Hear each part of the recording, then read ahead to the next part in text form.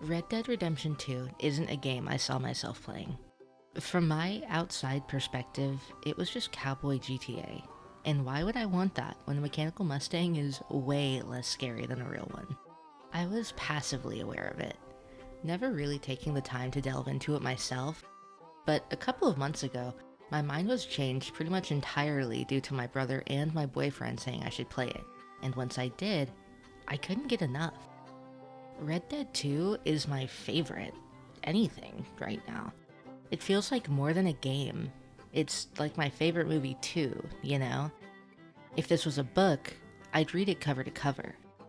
It's beautiful, and I think everyone should experience it, so I will say up front, this video will cover spoilers through the end of Red Dead 2, but not really the epilogue story.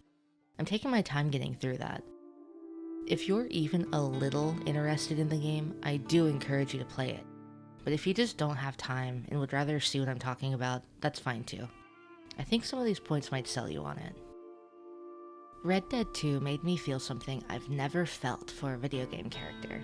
And for you to understand what I mean, I think we need to look at this character himself. Arthur Morgan. He's a good guy, progressive for his time period even, for ours, sadly, and he is also the love of my life, though that's not quite pertinent information. Throughout the game, you as Arthur are presented with choices that actually mean something. Doing something bad will make you have low honor, causing some of Arthur's actions and words to be kind of surly. He's still nice, but less caring than he would be if you have high honor, which is, in my opinion, the one true way to play the game. Because I just think Arthur wouldn't be mean. And playing with high honor just shows you how kind and sweet and sensitive Arthur can be.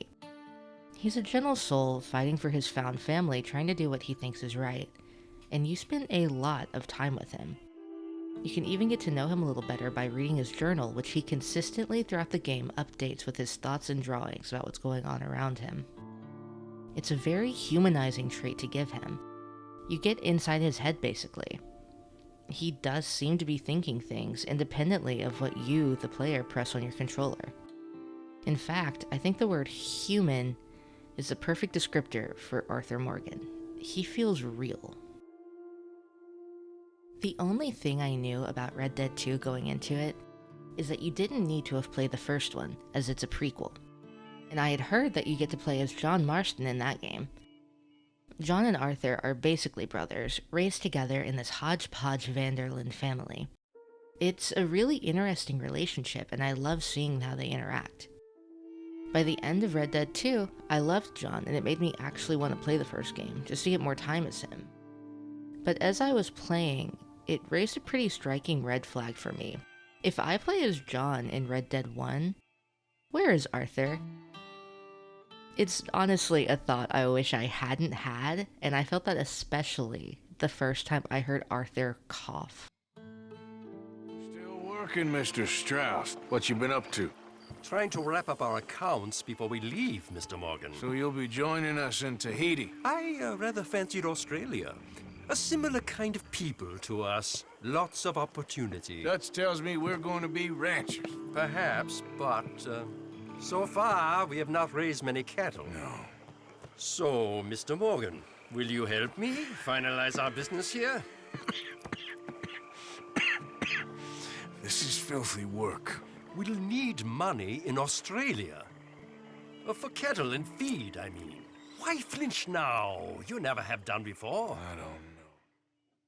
He starts to cough in the second half of the game, and at first it's nothing too crazy, but as soon as I heard him, I was on high alert. It had to be deliberate, as it is a game, and they programmed that for me to notice. This was the start of some of the most genuine fear I've felt for a character. I was terrified of something happening to him, my precious baby boy, and as time went on, his coughing got more intense. It turned into fits. He was out of breath, slow, until that fateful day that I dared set foot in Saint Denis.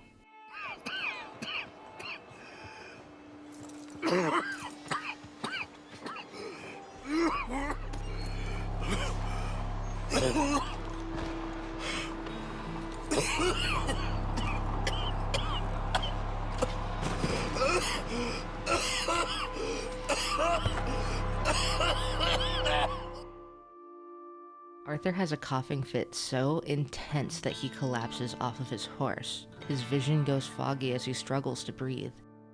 A kind stranger brings him to the doctor, and that is the day that Arthur Morgan is diagnosed with tuberculosis.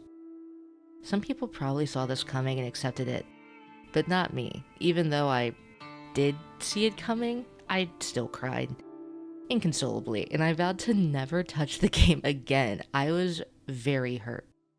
It was no joke, and at that moment, I was filled with a true dread for what I felt was my good friend. This might seem very dramatic, I get that. Everything affects people differently, and that's valid, but I am someone who struggles massively with my own existentialism. My biggest fear is death, and ultimately being forgotten. It feels so unfair to me, and that's something I indeed need to work on. But the fact that this game brought these feelings out of me does leave me impressed. Arthur doesn't deserve to be sentenced to death like this. Throughout the game, sure, he is self-loathing and you do have the law after you. On paper, he's a criminal with a past that's very messy. But the time you spend with him, you get to know who he really is. And you know that he's a good guy. It was a time so far removed from ours, and he was just trying to survive. And it hurts to be aware of that. I almost wish I had played with low honor just to save myself a little bit. But ultimately, I am glad I played Arthur the way I did. He was the best guy around, literally maxed out honor-wise. After you get the diagnosis, Arthur just goes on like normal, and everyone does. He coughs, and the odd person will mention that he seems in poor health, but nothing really changes. The world and story that you're in keep going.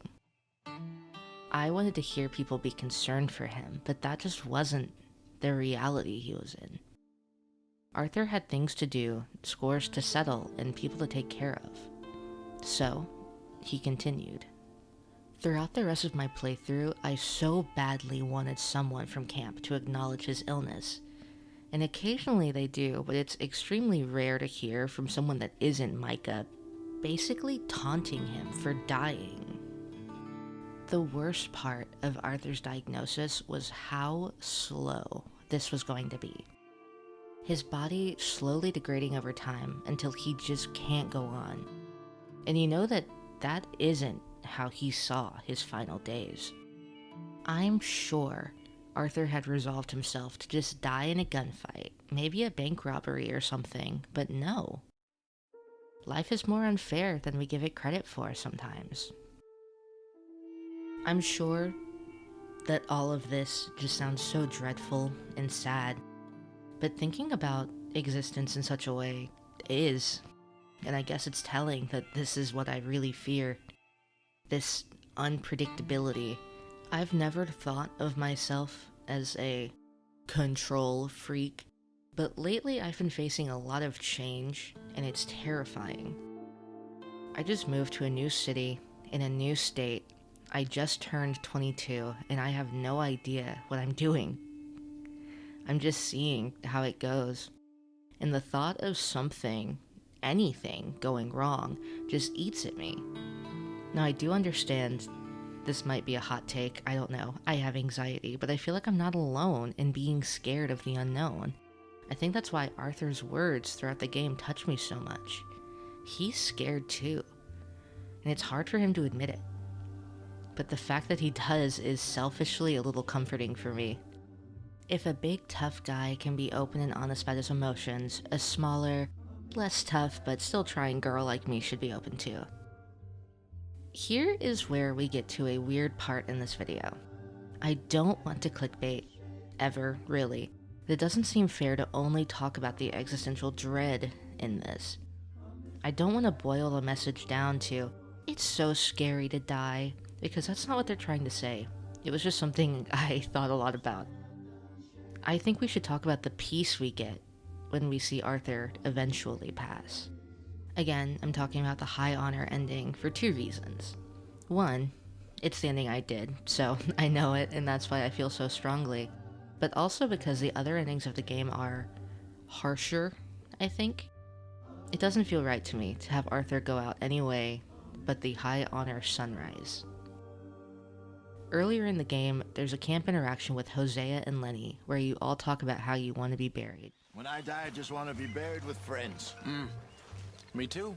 With friends or with family. I don't think it matters more than that. What about you, Arthur? Me? I don't care about that nonsense. Come on. Face me to the west so I can watch the setting sun and remember all the fine times we had that way. Hosea and Lenny agree.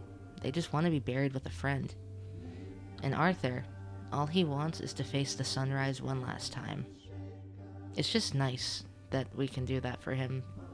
This game means a lot to me. A lot more than I expected. And that's the whole reason why I felt like I need to make this video. There's feelings I got from this game that I don't think I'll feel again, and I just appreciate that Arthur could do that for me. I had to confront some scary thoughts because of it, and it somehow made me feel both better and worse, but that's okay, because at least I have a new photo to add to my wall. Yeah, I think he and Leon look pretty nice together. Thank you guys so much for watching, and I hope you got something too. This is the first thing I've ever written that made me emotional, so thanks for being here for it. See you next time.